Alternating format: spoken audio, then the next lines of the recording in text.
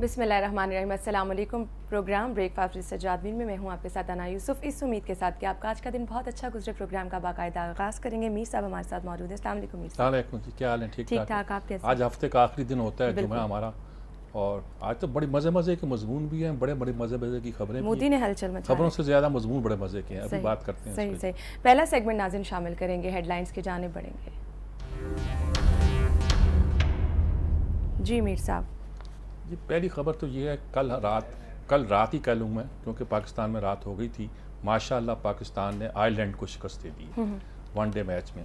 وہاں ہمارے جو 2 میچ ہیں اس سے پہلے میچ میں ہم نے تبدیلیاں بھی کیں اور کچھ ہم نے تجربے بھی کیے.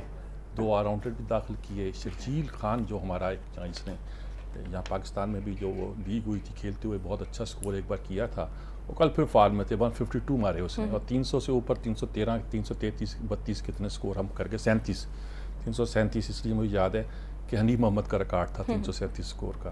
تو خیر ہماری ٹیم نے وہ کیا اور وہ بیچارے 88-90 پہ آؤٹ ہو گئے، اور خاصا ایک تھرلنگ میچ رہا اور لوگ خوش ہوئے ہوں گے. آئرلینڈ سے چاہے جیتے ہیں لیکن خوش ہو گئے. رمیز راجہ نے مزے کی بات کی کہ اگرچہ یہ ٹیم مقابلہ، انہوں نے کہا کیا کہہ رہے ہو بات یار، آئرلینڈ سے بھی مقابلے کی بات کر رہے ہو، کچھ خدا کا خوف کرو. یہ فکرہ سن کے میں تنگ آ گیا ہوں. بہرحال خبریں یہ ہیں کہ سب سے پہلے تو کل سپریم کورٹ نے ایک تاریخی فیصلہ دیا ہے. فیصلہ یہ دیا ہے کہ بھی آپ نے لیوی لگائی تھی ویسے تو موبائل فون پر یا ٹیکسٹائل پہ کچھ، اور ایک آرڈیننس یا آرڈر کے ذریعے لگائی تھی. بجٹ میں نہیں تھی، وہ بعد میں لگائی ہوگی. ایک آرڈیننس کے ذریعے جو عام طور پہ پہلے بحث ہوتی تھی کہ صدر آرڈیننس جاری کرتا ہے اور وزیر اعظم کی ایڈوائس پہ کرتا ہے. کانسٹیٹیوشن میں کئی جگہ کنسلٹیشن یا ایڈوائس کا لفظ استعمال ہوا ہے صدر کے لیے. تو ایک بار کورٹ میں یہ فیصلہ ہونا تھا کہ اس میں سے صدر کے صوابدیدی اختیارات کیا ہیں اور کن اختیارات پر وہ پابند ہے وزیر اعظم کی ایڈوائس کو فالو کرنے کا. تو تقریباً یہی فیصلہ ہے کہ جو وزیر اعظم کہے صدر اس پہ انگوٹھا لگا دے گا یا ٹپا لگا دے گا، کچھ کہہ دیجیے. تو یہ غلام اسحاق خاں کے زمانے میں جو ایک ٹسل تھی ہماری سیاسی، اس کے نتیجے کے طور پر سپریم کورٹ کا فیصلہ آیا تھا، اور پھر اس کی یہی مفہوم لیا جاتا رہا ہے. غلام اسحاق خان دوسرا مفہوم لیتا تھا، لیکن اس مفہوم تو اب وزیر اعظم عالی نال ہو گیا، صوبوں میں چیف منسٹر عالی نال ہو گئے. اچھا نتیجہ یہ نکلا کہ انہوں نے کابینہ کو ہی پوچھنا بند کر دیا. کابینہ تو کابینہ ہے، ان کے وزیر بھی بااختیار نہیں ہوتے. یعنی وزیر جو چاہے کرتے رہے، ان کے فیصلے کچھ بھی ہوں اپنی وزارت کے معاملے میں، حتمی فیصلہ وزیر اعظم کا ہی ہوتا ہے. وزیر اعظم کا نہیں ہوتا، وزیر اعظم کے سیکریٹریٹ کا ہوتا ہے یا چیف منسٹر کے سیکریٹریٹ کا ہوتا ہے. وہاں جو ایک بیوروکریٹ ٹاپ کا موجود ہوتا ہے، جو مشرف کے ساتھ بھی ہوتا ہے، ضیاء الحق کے ساتھ بھی ہوتا ہے، اس میں وہ فوجی ہوتا ہے، سویلین ہوتا ہے، سارے فیصلے پھر وہ کرتا ہے. اچھا رزلٹ یا اس کی ایڈوائس پہ کیے جاتے ہیں. رزلٹ سے نکلا کہ جب لیوی لگائی گئی تو پہلے تو ہم کہتے ہیں بجٹ میں جو چیز نہیں ہے وہ کیسے آپ نافذ کر رہے ہیں. چلو کر دیا آپ نے، وزیر اعظم نے ایڈوائس کی، صدر نے آرڈیننس جاری کر دیا. اب سپریم کورٹ نے کہا یہ نہیں ہوگا بھائی، کوئی فیصلہ کابینہ کی مرضی کے بغیر وزیر اعظم اس طرح کا کوئی آرڈیننس جاری کرنے کی سفارش صدر کو نہیں کر سکے. اور خاص طور پر مالیاتی معاملات پر آپ جو چاہے کر لیتے ہیں. اب یہ نہیں ہے کہ کنسرن منسٹر سے پوچھ لیا، وزارت خزانہ سے پوچھ لیا. کابینہ کا اجلاس ہو، کابینہ کا ایک مطلب ہوتا ہے جس کو کیبنٹ منسٹر کہتے ہیں، وہ انڈر اوتھ بھی ہوتا ہے، اور وہ یہ کہ اس کے اختیار، یعنی برطانوی پارلیمنٹ میں ایک منسٹر ہوگا لیکن ایک کیبنٹ منسٹر کہلاتے ہیں جو پوری اس کابینہ کا حصہ ہوتے ہیں. ان کے فیصلے اہم ہوتے ہیں. ہمیں پتہ نہیں مشیر کون ہے، مشیر امپورٹنٹ ہے کہ کوئی معاون خصوصی امپورٹنٹ ہے کہ کوئی وزیر امپورٹنٹ ہے، یا وہ امپورٹنٹ ہے کہ نہیں ہے، کابینہ کی اجلاس ہو رہا ہے کہ نہیں ہو رہا. پنجاب میں تو کئی محکمے جو وزیر اعلیٰ نے اپنے پاس رکھے ہوئے ہیں، کابینہ کا اجلاس برسوں مدتوں ہوتا ہی نہیں ہے. ہوتا ہے تو بس ایک روا دبی میں ہو جاتا ہے اور کوئی اس کی نہیں ہوتا. چنانچہ سپریم کورٹ کا یہ فیصلہ کہ کابینہ کے فیصلہ، اور کابینہ کو وقت دیں آپ. یہ نہیں کہ ایک دن کہیں کل ہم نے کابینہ کا اجلاس صبح کیا تھا 8 بجے اور 9 بجے ہم نے ایڈوائس دے دی. کبھی ان کو موقع دیں کہ وہ سارا آرڈیننس پڑھیں، غور کریں، ہر وزیر اس پہ مشورہ دے، اس کے بعد آپ اپنی رائے دیں. خیر ہونا تو وہی ہے جو وزیر اعظم چاہے گا. اور کبھی کسی، میرا خیال میں ہمارا جو پریزنٹ سسٹم بن گیا ہے اس میں ابھی کسی کی گنجائش نہیں ہے کہ کوئی وزیر بول سکے وزیر اعظم کے خلاف، یا کہہ سکے کہ جو آپ کی رائے یہ نہیں ہے یہ درست ہے. بولنے والے ہیں موجود جو بولتے ہیں، لیکن وہ ان کے قریبی ایڈوائزر میں گنے جاتے ہیں، کچن کیبنٹ کا حصے گنے جاتے ہیں. دوسری صورتحال یہ ہوئی کہ مودی جو حرکتیں فرما رہے ہیں، اور اس نے کہا تھا کہ بلوچستان میں یہ اور آزاد کشمیر کی بات کرو، اس کا رد عمل بلوچستان سے آیا ہے. بلوچستان میں بڑے جگہ بڑے بڑے مظاہرے ہوئے ہیں. کوئٹے میں بھی ریلیاں نکالی گئی ہیں، جلسے جلوس بھی ہوئے ہیں. صلاح اللہ زہری نے جو ان کے وزیر اعلیٰ اس نے تقریر بھی کی ہے اور ہمارے ٹی وی چینلز نے اس کو دکھایا بھی ہے اور یہ نعرے بھی لگوائے ہیں کہ مودی کا جو یار ہے وہ قوم کا غدار ہے بلکہ پاکستان کا غدار ہے.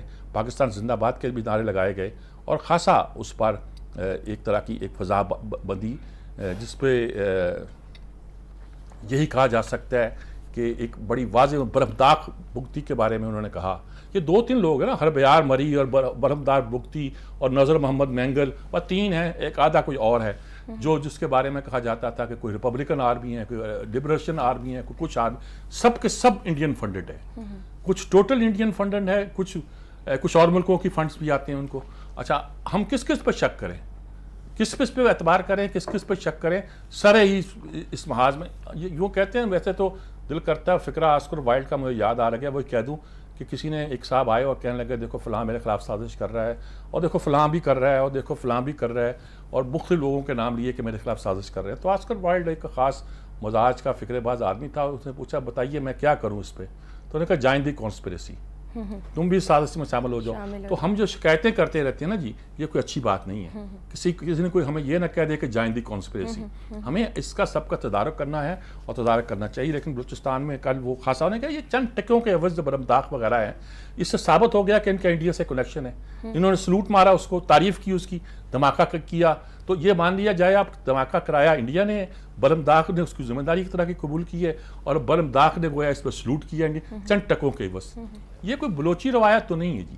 میرا خیال ہے کہ اس طرح کی باتوں سے تو کوئی چند لوگوں کو پیسے دے کے اگر آپ نے پہاڑوں پہ چڑھا دیا ہے تو بڑی بات نہیں ہے. وہ لوگ پہاڑوں سے اتر بھی سکتے ہیں, اور نہیں اتریں گے تو پھر دوسرا علاج بھی ہو سکتا ہے. لیکن پیسہ باقاعدہ وہاں آ رہا ہے, اس کے چیز کے طور پر ہو رہا ہے. اب آزاد کشمیر اور بلوچستان سے وہ مودی صاحب اس کو کمپیئر کر رہے ہیں. پاکستان نے یو این او سے کہا, ان کا جو مشن یہ ہے کہ بھئی آپ وہاں معلوم کریں کیا صورتحال ہے. ہیومن رائٹس کی جو وہاں یو این او کا ادارہ تھا, اس نے جانا چاہا, انہوں نے کہیں ہم ہی آنے دیں گے آپ کو کشمیر پہ. اب انہوں نے کہا فیکٹ فائنڈنگ مشن بھیجا جائے اور آزاد کشمیر میں بھیجا جائے, وہاں بھی بھیجا جائے.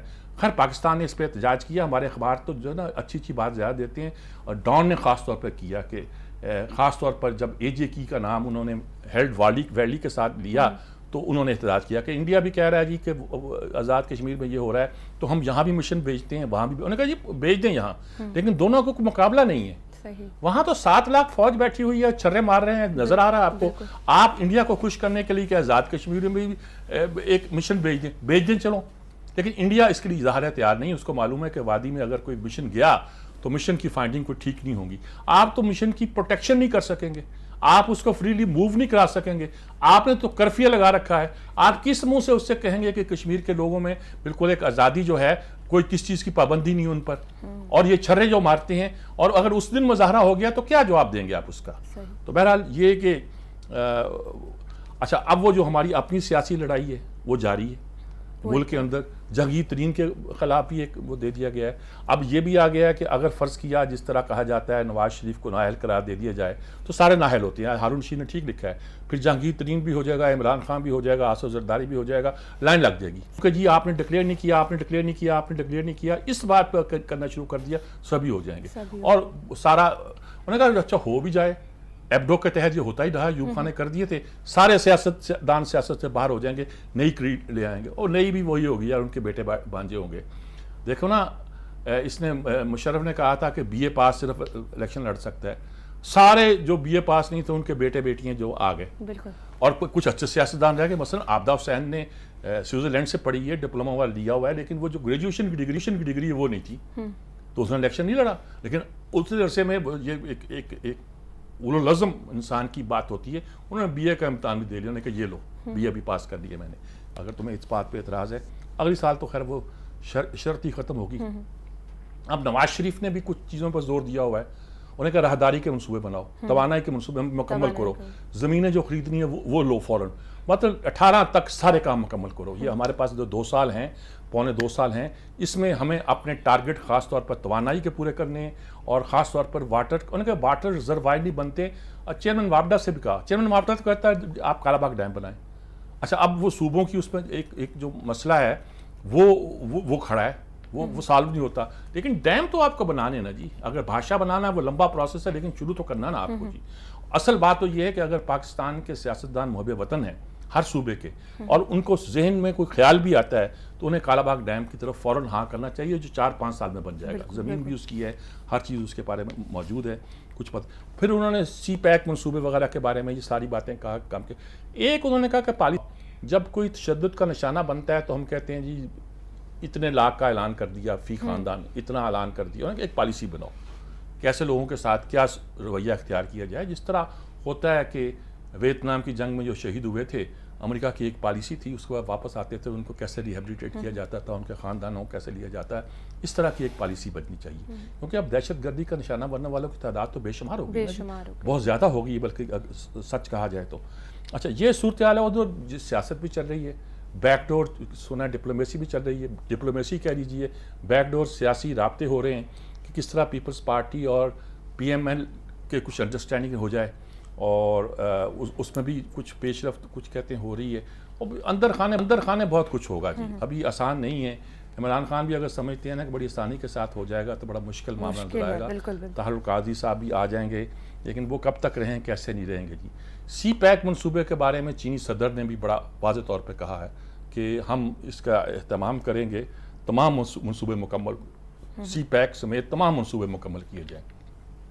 اب چین کی اعلیٰ قیادت کی طرف سے بار بار یہ کہنا اس بات کا اعلان ہے کہ امریکہ اور انڈیا اگر اس منصوبے کو ناکام کرنا چاہتا ہے، ہم اس میں پرعزم ہے کہ یہ منصوبے کامیاب ہوں گے. تو پاکستان تو چاہتا ہی ظاہر ہے کہ اس کے لیے تو یہ زندگی اور موت کا مسئلہ ہے، وہ تو اس بات کو لے کر آگے چلنا بھی چاہتا ہے اور کہا بھی جا سکتا ہے. خبریں آ رہی ہیں کہ ان ہاؤس تبدیلی بھی ہو سکتی ہے، فلاں ہو سکتا ہے. یہ ساری اب افواہیں خبریں ہیں. لوگوں نے شاید آج کیا 20 اگست ہے تو 20 اگست دے رکھی ہے لوگوں نے، تو 20 اگست تو آج گزر جائے گی. اچھا چلو 2-4 دن اور دیکھتے ہیں. پھر کسی نے اگست اور ستمبر دے رکھی ہے. یہ مجھے زرداری صاحب کا آخری 30واں سال یاد آتا ہے. یہ بھی 30واں سال ہے ان کا. اس زمانے میں بھی آتا ستمبر کا مہینہ، دسمبر کا مہینہ، بڑے بڑے اینکر ہمارے وقت دیتے تھے، تاریخ دیتے تھے، یہ ہو جائے گا، وہ کچھ نہیں ہوا تھا. مجھے لگتا ہے کہ یہ بھی 5 سال گزاریں گے اور ملک کا نظام صحیح طور پر آگے بڑھتا رہے گا. جی ہاں، آج کی خبریں جی صحیح. آج کی ہیڈ لائنز اور اہم خبریں ناظرین ہم نے ڈسکس کی ہیں. ایک بریک لیں گے اور بریک کے بعد دوبارہ حاضر ہوں گے تو اگلا سیگمنٹ شامل کریں گے. ہمارے ساتھ رہیے.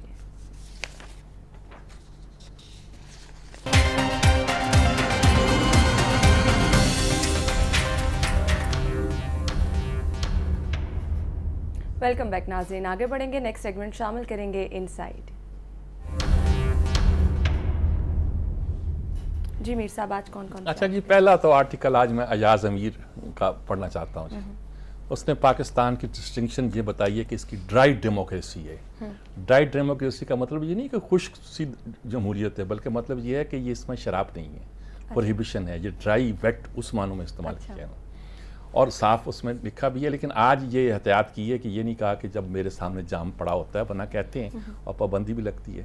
انہوں نے کہا بھی ٹھیک ہے، یہ ام الخبائث ہے اور اس پہ پابندی بھی لگی ہے اور ٹھیک طور پر یہ کہا جاتا ہے، لیکن پاکستان واحد جمہوریت ہے جہاں شراب پہ پابندی ہے. اور پھر انہوں نے کہا کہ بھی یہاں ورنہ پی ایچ ڈی لوگ آئیں، کام کریں، سویڈن اور ناروے اور فلاں ملک کی طرح کی ڈیموکریسی ہو، فلاں یہ وہ وغیرہ. کیونکہ ٹرمپ جو ہے یہ بھی ٹی ٹوٹلر ہے. اچھا، ٹی ٹوٹلر کا لفظ انگریزی میں خاص طور پر استعمال کیا جاتا ہے ان لوگوں کے لیے جو شراب نہیں پیتے. اب میں بظاہر مذہبی بیک گراؤنڈ سمجھتے ہیں، بات کرتے ہیں شراب نہیں پیتے. اچھا مذہب کی بات، میں کہتے ہیں آئی ایم ٹی ٹوٹلر، میں سمپل کہتا ہوں آئی ایم ٹی ٹوٹلر. لیکن یہاں نہیں، دنیا میں بھی بہت سے لوگ ہیں جو نہیں پیتے، تو اس میں کوئی ایسی بات تو نہیں ہے. تو وہ کہتا ہے کہ مثلا ٹرمپ بھی ہے، اور دیکھیے جو اس میں نہیں پیتا نا تو اس میں سول سرچنگ نہیں کر سکتا، انٹرسپیکشن نہیں کر سکتا، اپنے اندر اتر کے نہیں سوچ سکتا اور اپنی روح کی تلاش نہیں کر سکتا، تو وہ موسیقی بھی نہیں سنتا. تو ایسی صورت میں وہ خطرناک ہوتا ہے ذرا عالمی نا. تو ٹرمپ اس طرح کی باتیں کرتا ہے. تو اچھا، سول سرچنگ کا بھی ایک بات سن لیجیے. عام طور پہ کہا جاتا تھا جب ہم بڑے ہو رہے تھے کہ جو شخص سگریٹ نہیں پیتا وہ لکھ نہیں سکتا. اور پھر بعد میں یہ کہنے لگے جب تھوڑے سے اور بڑے ہو گئے کہ شراب پیے کے بغیر بندہ کیسے لکھ سکتا ہے. الحمدللہ ہم نے لکھ کے دکھایا اور دھاک بٹھائی. اور آج بھی جو پیتے ہیں ان سے ڈٹ کر کہتے ہیں اگر پینا اور نہ پینا شرط ہے تو آئیے، بیٹھ جاتے ہیں اور دیکھ لیتے ہیں. اب کل تو ڈنٹ نکالنے کا مقابلہ ہو رہا ہے. میں ڈنٹ کی بات تو نہیں کرتا. ایک بار ہمارے حسن عسکری صاحب نے جو بڑے نکات تھے اردو کے، چیلنج بھی کیا تھا کسی کو، تاثیر کو کیا تھا، ایم ڈی تاثیر کو، کہ آؤ اگر ڈنٹ کشتی بھی لڑنی ہے تو کشتی لڑ لیتے ہیں. تو بہرحال وہی صورتحال ہے کہ جناب سول سرچنگ نہیں ہوتی. شراب نہیں جو پیتا، جو چائے نہیں پیتا وہ لکھ نہیں سکتا، جو سگریٹ نہیں پیتا لکھ نہیں سکتا. ساری باتیں یہ مبالغہ ہیں، جھوٹ ہیں. بڑے بڑے ادیبوں کے نام بھی لے سکتا ہوں میں. انہوں نے کہا کہ بھئی وہ یہ صرف سافٹ ڈرنک پیتا ہے اور فاسٹ فوڈ کھاتا ہے. تو اس کے دیکھو نا کیا ہو سکتا ہے, ڈل ہے. تو پھر وہ کہتا ہے واجپئی تھا جو, تو اس کی شادی تو نہیں ہوئی تھی لیکن ایک لانگ لائف ایک شاید کوئی اس کی فرینڈ تھی, کوئی مزید ڈیٹیل, لیکن شام کو 1-2 پیگ لے لیتا تھا. تو دیکھو ذرا سافٹ تھا.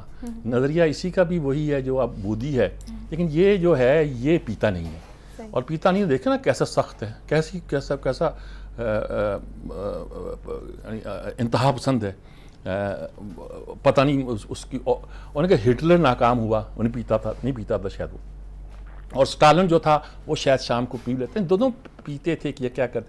ہٹلر ناکام ہوا اس وجہ سے ہوا, سٹالن ہوا اس وجہ. دنیا میں جو شراب پیتے ہیں نہیں پیتے ان کا وہ انہوں نے تجزیہ کیا ہے. داعش کے لوگوں نے کہا شراب نہیں پیتے, دیکھو نا. اچھا وہ اس لیے انتہا پسند ہے گویا. اور ہندوستان اور پاکستان سارا, اور ہمارے ہاں مشرف کی لائن تھی, یا کی تھی, ہم نے بھٹو کی تعریف کی ہے بہت کہ وہ پیتا بھی تھا اور ہوش میں بھی رہتا تھا, کیسے رہتا تھا.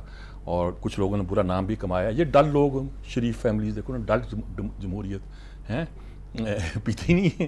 تو وغیرہ وغیرہ اس طرح کا بڑا مزے کا خاصین آبزرویشن خوشگوار بڑا مزے کا آرٹیکل ہے. بس اس کو انجوائے کرو اور دیکھو. ایک آرٹیکل میں نے خاص طور سے نکالا ہے, یہ چھپا تو شاید 4-5 دن پہلے تھا, لیکن آج وہ دلیل پی کے ایک چلا ہے, عامر خاکوانی وغیرہ, عاصم اللہ بخش وغیرہ نے شروع کیا. اس میں کچھ آرٹیکل دیتے ہیں. اچھا عاصم محمود کا آرٹیکل ہے, چھپ چکا ہوگا, لیکن آج میں نے وہاں دیکھا تو دل کیا کہ پاکستان کے نومولود ترجمان عرب کلچر. پچھلے دنوں 2-3 آرٹیکل آیا کہ دیکھیے جی, میں نے ان سے کہا کہ انہوں نے کہا کہ بھئی رمضان کو رمضان کہتے ہیں.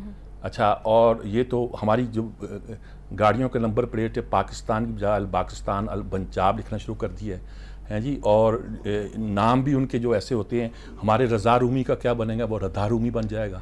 تو اس طرح کے کچھ بہت سی باتیں جو ہے نا, ہمارے لوگوں کو اس بات ہے کہ ہم غیر ملکی کلچر کو لا رہے ہیں. ہمارے ہاں تو اردو زبان ہے. انہوں نے کہا اللہ اردو زبان یاد آ گئی آپ کو عربوں کے مقابلے میں, انگریزوں کے مقابلے میں یاد نہیں آئی تھی. جب آپ انگریزی کلچر کو اڈاپٹ کرتے ہیں, ہر چیز انگریزی کی اپنے ہاں کرتے ہیں. ہماری جیسمینیں بن گئی تھی, اور تو انہوں نے کہا اس وقت آپ کو یاد نہیں آئی. اور وہ تلک لگا کے جب بیٹھتی ہے, میں تو نام بھی نہیں لیتا اس کا, تو اس کو آپ کو کلچر یاد نہیں آیا تھا, یلغار یاد نہیں آئی تھی اس کو, اس وقت یاد آ گئی ہے. اور ٹیڑھا منہ کر کے جو انگریزی بولتے ہیں آپ, پتہ نہیں وہ انگریزی بھی سن کے شرما جائے. تو وہ انہوں نے کہا کہ اب وہ لڑکے بھی جو ہیں جینیں جو ہیں کمر سے 1-1 کلومیٹر نیچے جو پہنتے ہیں, تو کیا ہے. انہوں نے کہا کہ گرمیوں میں ٹائی لگا کر اور پینٹ سوٹ پہن کر نکل آتے ہیں. اور ہمارے مجھے واقعہ یاد آ گیا, ایک بڑی فیملی کی خاتون تھیں, ایک لڑکا تھا بڑی فیملی کا ہی, وہ انگلینڈ سے آیا, یہاں اس کی منگنی کر دی گئی, اور اگلے دن وہ گیا اپنی منگیتر کے پاس کہ جب انگوٹھی ذرا تنگ ہے. اس نے 3 پیس سوٹ پہنا ہوا, ٹائی لگائی, اس نے کہا دینا انگوٹھی. اس نے انگوٹھی لی, اس نے کہا بھاگ جا. جو جون کے مہینے میں پاکستان میں یہ 3 پیس سوٹ پہن کر آتا ہے, اس کے ساتھ زندگی پر میرا گزارا نہیں ہو سکتا. میں نے بڑی داد دی, میں نے تلاش کر کے اس لڑکی کو دیکھا یہ کون ہے.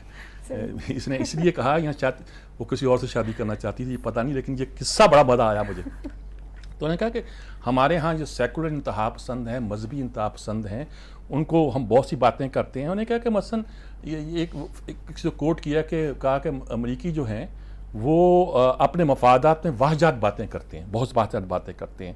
اور ہر آدمی جو ہے وہ جانا جاتا ہے اپنے زبان سے. جب زبان کی بات کی جائے, انہیں کہ زبانیں بڑی محترم ہوتی ہیں. کلچر کی بات کی جائے تو آپ کہتے ہو کہ کلچر تو بارڈر لیس ہوتا ہے. اب آپ کو کیا تکلیف ہو رہی ہے, عرب کلچر سے آپ کی لڑائی جو ہے پھر عرب کلچر سے ہوئی نا, غیر ملکی کلچر سے تو نہیں ہوئی. اب آپ کو اردو یاد آتی ہے وغیرہ وغیرہ. انہوں نے کہا جو ملبوسات آپ پہنتے ہیں, یہ ماڈل پہنتی ہیں, جو ہوتے ہیں ملبوسات ویسے ہوتے ہی نہیں ہیں. اس کا پاکستان کے کس کلچر سے تعلق ہے. تو بھائی آپ عربوں کے نام پر بات کر کے پاکستانیت اور اردو کو نہ ابھاریں, ابھارنا تو وہاں بھی ابھاریں. رابرٹ فسک کا ایک آرٹیکل ہے جی, مشرق وسطیٰ کی صورتحال پہ جو ہو رہا ہے. ترکی اور پیوٹن اور اردوان مل گئے ہیں, ایران کے ساتھ ان کی گفتگو ہو رہی ہے. تو وہ یہ بحث تو اس طرح کر رہا ہے کہ شیعہ مڈل ایسٹ اور سنی مڈل ایسٹ میں اب شیعہ مڈل ایسٹ کو کیسے ایج حاصل ہے, اس لحاظ سے کہ ایران ترکی تو سنی گنا جاتا ہے, اگر مل جاتے ہیں اور روس اس کے ساتھ مل جاتا ہے تو امریکہ جو سعودی عرب وغیرہ کی حمایت کر رہا تھا. اب دیکھیں نا, القاعدہ وہاں النصرہ کے نام سے بن گئی ہے اور النصرہ کی حمایت امریکہ کر رہا ہے بالکل. اور سعودی عرب بھی کر رہا ہے اور وہ ہے القاعدہ بیسیکلی. تو یہ ساری کہانیاں داعش کی کہانیاں نام بدل بدل کے آنا اس کے حوالے سے اس کا تجزیہ ہے. اور دیکھا جائے تو صورتحال سچ مچ بدل رہی ہے مڈل ایسٹ کی اور اس کو اور طرح سے اب دیکھنا چاہیے اور طرح سے اس کا کلدیپ نیر نے آج کہا یہ بڑا افسوس کی بات ہے بھارت نے ایک تمغہ بھی حاصل نہیں کیا اولمپکس میں. اتنا بڑا ملک جی پتہ نہیں 280 لوگ بچائے. پھر اس نے اپنی اسپورٹس پالیسی بیان کی. انہوں نے کہا ہمارا کہ نا 250 کروڑ روپیہ تو ہر سال اسٹیٹس خرچ کرتی ہیں ہر اسٹیٹ اور 1500 وفاق جو بھی ان کی مرکز ہے وہ استعمال کرتا ہے. اور کوئی سٹرکچر ہی نہیں ہے نہ گاؤں میں ہے نہ کچھ بھی ہے. کوئی کھیلوں کو ہم نے وہی رونا رو رہا ہے بالکل. اور سیاستدان ہوتے ہیں وہ جو علاقائی تنظیمیں ہوتی ہیں اس کے سربراہ بن جاتے ہیں کیونکہ پیسہ بہت ہے. کرکٹ میں پیسہ آ گیا 83 کے بعد ورلڈ کپ جیتنے کے بعد وہ پیسہ لوٹنے کے لیے سیاستدان آ جاتے تو وہی روئے ہوئے ہیں. انہوں نے کہا 300 صرف رکھے ہوئے تھے کروڑ روپے اولمپکس کے لیے اور ہم نے ایک تمغہ بھی نہیں جیتا جی. ایک چوتھے نمبر پر ہماری لڑکی آئی ہے تریپورہ کی چھوٹے سے علاقے کی. اس کو ہم بڑے خوش ہو رہے ہیں کہ چوتھے نمبر پہ آ گئی ہے. حالت ہماری یہ ہو گئی ہے ستیہ ناش ہو گیا ہے ہمارا وغیرہ وغیرہ. ہمارا اس سے بھی برا جی ہاکی ورلڈ چیمپئن تھے ہم نے تو انڈیا کو ہی بیٹ کیا تھا. حالت اب یہ ہے کہ ہمارے یہاں پوچھتا کوئی نہیں. الطاف حسن قریشی صاحب نے جی آج مودی کے جو کہانیاں ہیں انہوں نے کہا جی انڈیا بھی ڈیوائیڈ ہو رہا ہے. پوری کہانی 37 میں کیا ہوا تھا. الیکشن ہوئے بندے ماترم مسلمانوں کی مذہبی رسومات کا مذاق گوشت پہ پابندیاں قتل ہونے جا رہے ہیں یہ سارا ہوا. مسلمانوں نے سوچا ایک بلکہ رپورٹ بنائی پیر پور کمیٹی بنائی جس نے رپورٹ دی کہ ساتھ چلنا مشکل ہے 40 کی قرارداد ہوئی. انہوں نے کہا مودی جو کچھ کر رہا ہے انڈیا تقسیم ہو رہا ہے. خالستان کے فلاں پروفیسر یہ کہہ رہے ہیں فلاں کیلیفورنیا میں بھئی پرنٹ کسی اور کا نام لکھا ہے کہ بھارتی حکومت اپنے ناپسندیدہ سیاسی بدماش چلا رہے ہیں. اس کو بدماش کا لفظ استعمال کیا ہے راسکل کیا ہوگا. انہوں نے کہا کہ یاد ہے ضیاء لوگ گئے تھے تو ایک ہی صرف پیغام دے کے آئے تھے الطاف حسن قریشی صاحب کہہ رہے ہیں اور راجیو کو. اس کے بعد جنگ ختم ہو گئی تھی فوجیں جو بارڈر سے ہٹا لی تھی. انہوں نے کہا فوجیں نہیں ہٹائیں تو میں پاکستان پہنچتے ہی حکم دوں گا اپنی فوجوں کو فائر کھول دیں اور فائر کھل گیا تو آپ کا ہم تو رہیں گے نہیں آپ کا بھی کچھ باقی نہیں بچے گا. پہلی بار دنیا کو پتہ چلا تھا کہ پاکستان ایٹم بم اون کر رہا ہے. اس کے پاس ایٹم بم موجود ہے اور وہ کچھ بھی کر سکتا ہے جی.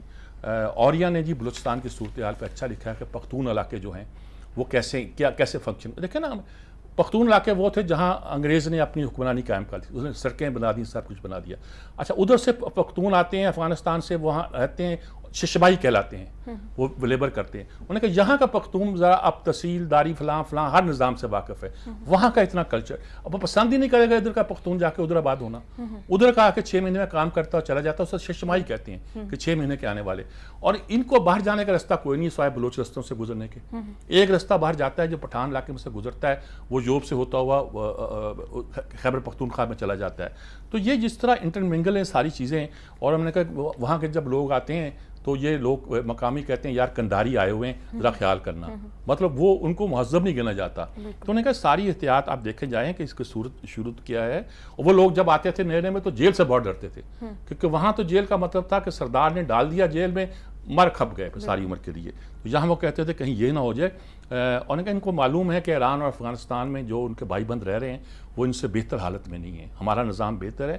اس لیے انہوں نے کہا لاہور میں پرانے لاہور میں پتہ نہیں 40% کے 60% آبادی جو ہے وہ افغانوں کی ہے کیونکہ سارے بادامی باغ کا اڈا جو ہے وہاں کام کرتے ہیں پھلوں کا فلاں تو سارے وہیں ہیں.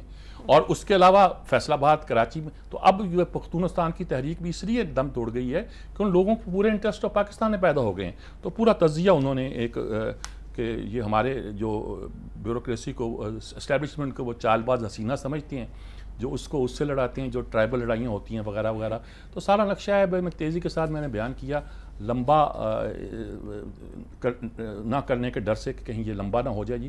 ایک آج شارٹ کٹ کے نام سے لکھا ہے ہمارے ہارون رشید نے. انہوں نے کہا یہ جو الیکشن کمیشن پہ ہو رہا ہے سردار احمد رضا خان ایک بڑے نامور قانون دان ہیں وہ چیف الیکشن کمشنر ہیں ان کی قیادت میں جو ہو رہا ہے باقی لوگوں کا بھی رویہ بہتر ہے. تو صحافیوں نے ان کو کہا کہ کسی نے کہ آپ باہر چلے جائیں. تو انہوں نے کہا کیوں بھائی پیپلز پارٹی کو وکیل نے کہا لکھ کے دے دیں یہ کوئی فوجی عدالت تو نہیں ہے. تو انہوں نے کہا کہ لیکن یہ کہ کوئی دنیا میں جو بھی اس وقت صورتحال ہے اگر یہ انہوں نے کہا کہ اگر وہ گئے نواز شریف گئے اور کچھ واقعات لکھے کہ فلاں جائیداد کیسے بنی, فلاں کیسے بنی, دبئی میں کیسے بنا, فلاں میں کیسے, میں ریپیٹ روز ہوتا رہتا ہے. تو پھر کوئی بھی واقعی نہیں بچے گا, نہ عمران, نہ تحرک قادری, نہ زرداری. اچھا, لوگ اور لوگوں کے نام بھی لیتے ہیں. انہوں نے کہا کہ اس وقت سارا کام ہو رہا ہے, بہت سے لوگ جو ہیں کہ یہ کس طرح صفاق بھٹو کے زمانے میں باہر گئے, پھر یہ ہوا وہ ہوا, بہت ساری کہانیاں. انہوں نے کہا اعتزاز کی حالت یہ ہے کہ سر محل کا جب کیس لے کر اسمبلی میں گئے تھے ہمارے نواز شریف, تو اسی دن شام کو اعتزاز نے کہا تھا, بقول ان کے خود کہا تھا کہ یار میں اس عورت سے تنگ آ گئی ہوں, یعنی بے نظیر کو کہا تھا, اور شام کو اس کا مقدمہ لے کر لڑنا شروع کر دیا تھا انہوں نے. تو میں نے کہا کہ ان سیاستدانوں کو یہی بات ہے. چوئی نثار جو ہے نا وہ ذرا بہت سے لوگوں کو ناپسند ہے, لیکن ہے مخلص آدمی, ڈٹ جاتا ہے اور باقی رہتا ہے اور کام کرتا ہے. یہی بہر خلاصہ اس کا یہ ہے کہ نواز شریف کو اٹھا کے پھینکنا. اور کیا نہیں کہتے تھے کہ آپ تاریخ سے نہیں لڑ سکتے, تاریخ سے لڑنا مشکل ہوتا ہے, اور تاریخ سے نہ لڑ سکتے ہیں لڑ سکیں گے. تو انہوں نے کہا تاریخ سے نہیں لڑ سکتے, تاریخ میں اب یہی ہے, جو کچھ ہے وہی ہونا ہے. آپ کی خواب اپنی جگہ, تاریخ اپنی جگہ. بالکل بس یہی ہے جی. ناظرین, آج کے آرٹیکلز ہم نے ڈسکس کیا, اور خاصی انٹرسٹنگ آج کے آرٹیکل سے. ابھی ایک بریک لیں گے, بریک کے بعد حاضر ہوں گے تو اگلا سیگمنٹ شامل کریں گے.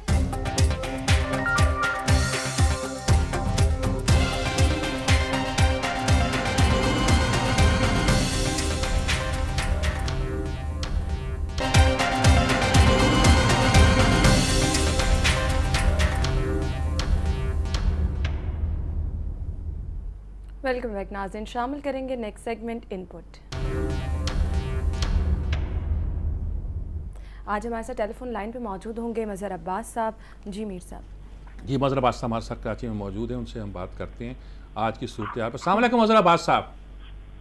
جی وعلیکم السلام. اچھا, خبریں تو کئی ہیں جی, ہماری تحریک بھی چل رہی ہے, الیکشن کمیشن کے پاس بھی ہے, مودی کے بھی بیانات ہے بلوچستان میں, لیکن ایک چھوٹی سی زیادہ بظاہر تو ایسی لگتی ہے کہ فیصلہ سپریم کورٹ نے کیا ہے کہ کابینہ کے فیصلے کے بغیر, اور وہ بھی ان کو وقت دیا جائے جس پر سوچ سمجھ کے فیصلہ کریں, وزیر اعظم کوئی ایڈوائز ٹیکس لگانے کی یا دوسری چیزوں کی صدر کو نہیں بھیج سکتا, آرڈیننس نہیں جاری ہو سکتا.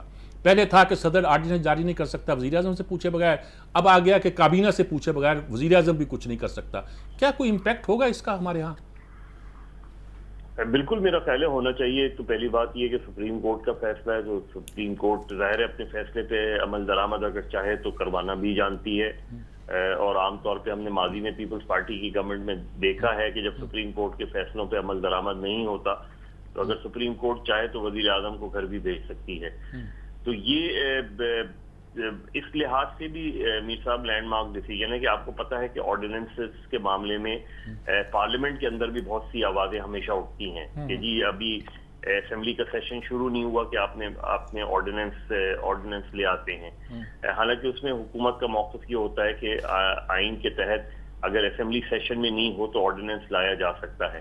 لیکن یہ اسپرٹ کی بات ہے کہ اگر ایسی ایمرجنسی ہو جس میں بالکل اسمبلی کا سیشن جو ہے وہ نہیں ہو رہا اور کوئی کام بہت ناگزیر ہو تو وہ کر لیتے تھے. لیکن مجموعی طور پہ ہم نے دیکھا ہے کہ اس میں نیت کا فقدان رہتا ہے اور بدنیتی کی بنیاد پہ آرڈیننسز جاری ہوتے رہے ہیں. اس کے علاوہ بھی اس میں اور زیادہ اہم بات یہ ہوگی کہ وزیر اعظم عام طور پہ کابینہ کے اجلاس موجودہ حکومت میں بہت ہی کم ہوتے رہے ہیں. اس لیے اب آپ کو کام کرنے کے لیے وزیر اعظم کو کابینہ کا اجلاس بلانا لازمی ہو جائے گا. تو میرا خیال ہے ایک اچھی اسپرٹ میں یہ اس کو دیکھنا چاہیے, اور یہ ڈیموکریسی کے لیے بہتر ہے کہ کابینہ کے تھرو فیصلے ہوں بجائے اس کے کہ فرد واحد یا ایک آدھ لوگ مشوروں سے فیصلے کرتے رہیں. تو اس لحاظ سے میرا خیال ہے سپریم کورٹ کے فیصلے کو سراہنا چاہیے, اور اس میں آگے چل کے اس کے بہت دور رس نتائج ہوں گے اور وہ مثبت ہوں گے, منفی نہیں ہوں گے.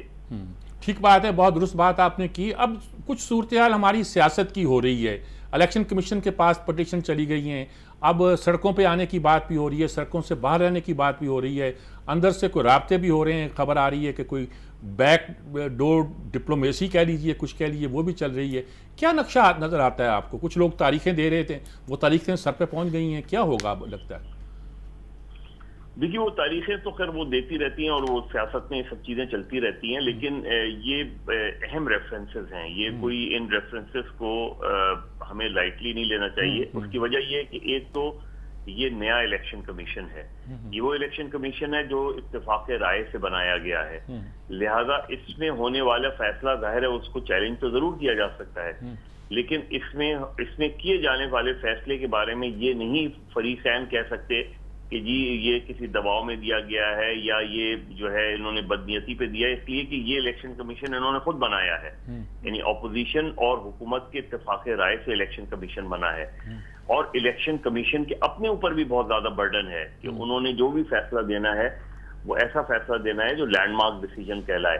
तो अब और इसके साथ ही स्पीकर के पास भी रेफरेंसेस हैं, खुद अवामी मुस्लिम लीग के शेख रशीद ने भी रेफरेंस फाइल किया हुआ है, मुस्लिम लीग नून ने वजीर आजम के खिलाफ रेफरेंस फाइल किया हुआ है, और तहरीक इंसाफ ने वजीर आजम के खिलाफ रेफरेंस फाइल किया हुआ, और इमरान खान के खिलाफ मुस्लिम लीग नून ने फाइल किया हुआ है। अब जो स्पीकर हैं उनके ऊपर एक दूसरा बर्डन भी आ गया है, वो ये कि स्पीकर अगर इमरान खान के खिलाफ फैसला देते हैं तो ये बात इमरान खान की तरफ से कही जा सकती है कि जी इन्होंने तो मेरे खिलाफ इलेक्शन लड़ा था, तो ये तो उनको कॉन्फ्लिक्ट ऑफ इंटरेस्ट भी उनके पेश नजर है। और दूसरी बात ये कि वजीर आजम उनकी पार्टी के कायद हैं, तो मेरा ख्याल है स्पीकर के लिए बड़ा मुश्किल फैसला होगा ये, और उनके पास चॉइस तो ये है कि वो फैसला ना करें और खुद ये रेफरेंसेस इलेक्शन कमीशन के पास चले जाएं। और मुझे लगता भी ये है कि शायद स्पीकर के लिए फैसला करना जरा मुश्किल होगा, क्योंकि वो जो भी फैसला करेंगे उनके ऊपर कोई इल्जाम आ सकता है एक पार्टी की तरफ से या दूसरी पार्टी की तरफ। तो अल्टीमेटली मुझे लगता है कि ये मामला इलेक्शन कमीशन में ही डिसाइड होगा, और फिर वो जो है उसके बाद हाई कोर्ट और फिर सुप्रीम कोर्ट जा सकता है। लेकिन दिलचस्प बात ये है कि एक तरफ ये सारी जमातें जो है ये स्पीकर और इलेक्शन कमीशन पे गई हैं, लेकिन साइमल्टेनियसली ये सड़कों पे भी आने की बातें कर रही हैं। तो अगर सुप्रीम कोर्ट में फैसला हो जाता है अल्टीमेटली, तो फिर सड़कों का जवाब खत्म हो जाएगा, क्योंकि अगर फर्ज करें पनामा पेपर्स के खिलाफ वजीर आजम के हक में फैसला आ जाता है, तो फिर आप सड़कों पे रहने का आपके पास जवाब खत्म होगा, क्योंकि हाईएस्ट कोर्ट फैसला कर देगी। इसलिए ये थोड़ा सा अपोजिशन के अंदर इख्तलाफ पाया जाता है कि हमें अभी सुप्रीम कोर्ट नहीं जाना चाहिए, इलेक्शन कमीशन के फैसले का इंतजार करना चाहिए, और फिर हम देखेंगे कि आगे चीजें। तो मेरा ख्याल है इलेक्शन कमीशन पे दबाव के लिए तो वो जल्द से जुलूस कर सकते हैं, हालांकि उसमें भी मुझे नहीं लगता, क्योंकि ये आपका अपना बनाया हुआ इलेक्शन कमीशन है, लेकिन उस हद तक तो ठीक है। लेकिन जब सुप्रीम कोर्ट में चैलेंज कर देंगे तो उसके बाद मुजाहिरों का इस हवाले से जवाब नहीं रहेगा, क्योंकि फिर वो एक दबाव के जुमरे में आ जाएगा कि आप सुप्रीम कोर्ट पे दबाव डाल रहे हैं। अच्छा, ये तो हम उन फैसलों की बात कर रहे हैं जो नवाज शरीफ और उसके खानदान के खिलाफ रेफरेंसेस हैं या केसेस हैं। अब आज बहुत से लोग ये बात कहते हैं, उसमें हारून रशीद भी शामिल है जो कि हुकूमत का हामी नहीं रहा, हमेशा इतराज़ ही करता है, आज भी इतराज़ किया, लेकिन उन्होंने कहा कि अगर ये फैसला हो गया नवाज शरीफ के खिलाफ हो गया तो फिर सभी के खिलाफ होगा। दलाइल वही हैं, जरदारी का नाम लिया उन्होंने, ताहिर कादरी का नाम लिया उन्होंने, और इमरान खान का नाम लिया उन्होंने। अब जहांगीर तरीन वगैरह को तो खैर वो सेकेंडरी गिना होगा। ये सारी जो सूरत पैदा होती है जिस पे मौलाना फजल रहमान ये कहते हैं कि एक अदम इस्तेहकाम पैदा हो सकता है, इज इट पॉसिबल, या क्या कोई इसका हल मौजूद है हमारे पास? देखिए, अगर सिर्फ वजीर आजम के फर्ज करें सिर्फ वजीर आजम के खिलाफ फैसला हो जाता है तो हुकूमत तो यानी लीगली और कॉन्स्टिट्यूशनली हुकूमत नहीं खत्म होती, क्योंकि आपको पता है कि गिलानी साहब को घर भेज दिया गया था लेकिन हुकूमत चलती रही थी, राजा परवेज अशरफ फिर वजीर आजम बना दिए गए थे। ठीक है। तो आईनी तौर पे तो ये मुमकिन है कि वजीर आजम अगर नाअहल हो भी जाएं, लेकिन इखलाकी तौर पे हुकूमत के लिए बहुत मुश्किल हो जाएगा, क्योंकि यूसुफ रजा गिलानी का केस मुख्तलिफ था, वो तो तौहीन अदालत का केस था, हालांकि उस पर भी बहुत सवाल हो सकते हैं, लेकिन वो तौहीन यहाँ अगर पनामा लीक्स के हवाले से वजीर आजम नाअहल करार दिए जाते हैं तो ये बहुत मुश्किल हो जाएगा मुस्लिम लीग नून के लिए और खुद हुकूमत के लिए कंटिन्यू करना। अब इसमें ये दो चीजें हो सकती हैं, एक तो ये कि वजीर आजम खुद असेंबली डिसॉल्व कर दें और नए इंतखाबात कॉल कर लें। नहीं, मैं दूसरी बात कह रहा हूं कि एक तरफ तो ये कहा जा रहा है कि ये जो कवानीन है पाकिस्तान के टैक्स कवानीन, اس میں کسی کو پکڑنا یا پرانا پروب کرنا شاید لیگلی پاسبل نہیں ہے، بہت سی باتیں کی جاتی ہیں، لیکن یہ پاسبل ہے کہ آپ نے اپنے اثاثے ظاہر نہیں کیے اس لیے آپ مجرم ہیں، یہ بات تو بنتی ہے۔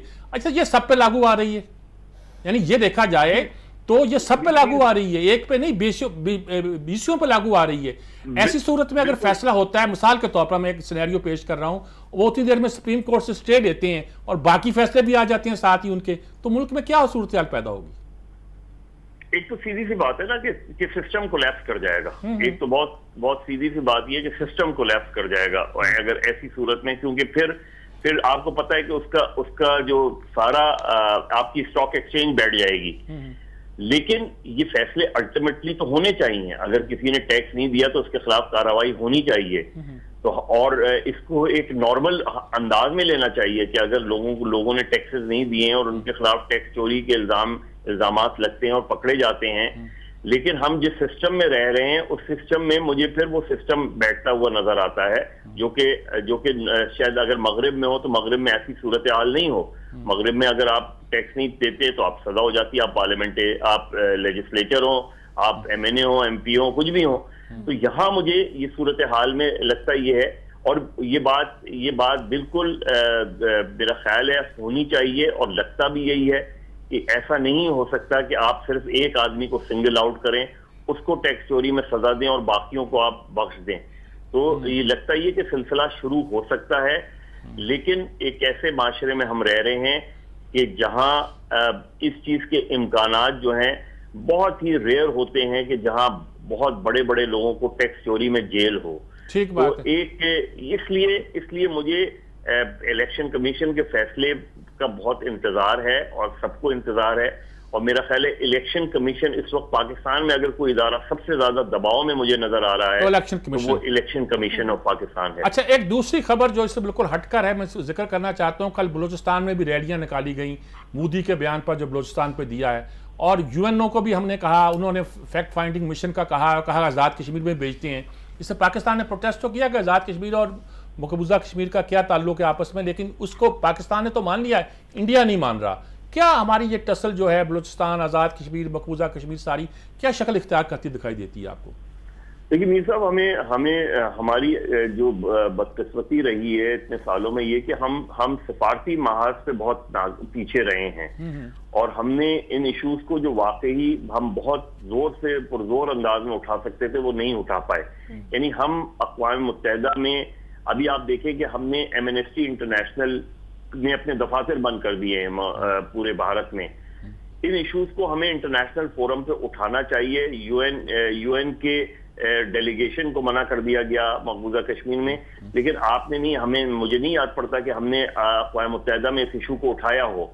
تو میرا خیال ہے ہماری جو سفارتی جو کاوشیں ہیں وہ ایسی نہیں رہی۔ ابھی بھی آپ اور مجھ کو صرف ویسے ہی پتا ہے کہ جی یہ کلبھوشن یادیو کا کیس جو ہے وہ بین الاقوامی سطح پہ اٹھایا گیا ہے، کہ بین الاقوامی سطح پہ کہاں اٹھایا گیا ہے؟ کہیں آپ نے کوئی دوسری آواز سنی ہے اس کے حوالے سے؟ دنیا میں کسی اور ملک نے اس حوالے سے اپنی کنسرن شو کی ہے؟ تو میرا خیال ہے ہم کس فورم پہ اٹھا رہے ہیں اس کا اب تک ہمیں نہیں پتا چل سکا۔ یہ اس وقت مقبوضہ کشمیر میں جو ہو رہا ہے وہاں انسانی حقوق کی جس طرح دھجیاں اڑائی جا رہی ہیں، اس کو جس پرزور انداز میں ہمیں اٹھانا چاہیے۔ مجھے نہیں یاد پڑتا کشمیر کمیٹی کو چھوڑ دیں، اس پہ میں ہمیشہ تنقید کرتا رہا ہوں کہ ان کی کوئی پرفارمنس نہیں رہی۔ کوئی ایک ملک کشمیر کمیٹی بتا دے کہ جس نے اپنا ہمنوا بنایا ہو اور پاکستان کا ہمنوا بنایا ہو۔ تو میرا خیال ہے ہماری سب سے زیادہ سیاسی اور سفارتی جو کوششیں ہیں وہ ایسی نہیں رہی کہ جس کی وجہ سے انٹرنیشنل پبلک اوپینین اب تک ہمارے حق میں آیا ہو۔ اور میرا خیال ہے اس کے لیے بہت ضروری ہے کہ ہمیں جو نامور سفارتکار ہیں ان پہ مشتمل کمیٹیز بنا کے بھیجنا چاہیے، اس کا رسپانس لینا چاہیے۔ یو این کو ہمیں بار بار جو ہے وہ کھٹکھٹانا چاہیے، انٹرنیشنل ہیومن رائٹس آرگنائزیشن کے پاس جانا چاہیے۔ اس کو ایک بین الاقوامی سطح پہ وائلیشن آف فنڈامنٹل رائٹس کا ایشو بنانا چاہیے، وائلیشن آف ہیومن رائٹس کا ایشو بنانا چاہیے، اور دنیا کو یہ بتانا چاہیے کہ جی باقی چیزیں تو چھوڑ دیں، لیکن وہاں جس طریقے سے گولیاں ماری جا رہی ہیں، جس طرح سے قتل عام ہو رہا ہے، 50 دن سے وہاں کرفیو لگا ہوا ہے، یہ ایشو انڈیا کا ایشو نہیں ہے. یہ ایشو انڈیا یہ جو دعویٰ کر رہا ہے کہ جی ہمارا مسئلہ ہے، یہ ان کا مسئلہ نہیں ہے، بین الاقوامی مسئلہ ہے. بین الاقوامی مسئلہ ہے، ہیومن رائٹس کا مسئلہ ہے، اور ہم تو اس کو پلیبسسٹ کے ساتھ جوڑتے بھی ہیں، یو این کی ریزولوشن کے ساتھ بھی سوچتے ہیں. بہت شکریہ آپ کا بدر عباس صاحب، بہت شکریہ آپ کا، آپ نے ہماری بہت رہنمائی کی. آپ کا بھی بہت بہت شکریہ. ناظرین پروگرام کا وقت ختم ہوا جاتا ہے، اجازت دیجیے، آپ سے ملاقات ہوگی منڈے کے روز. اپنا بہت سا خیال رکھیے گا. اللہ حافظ.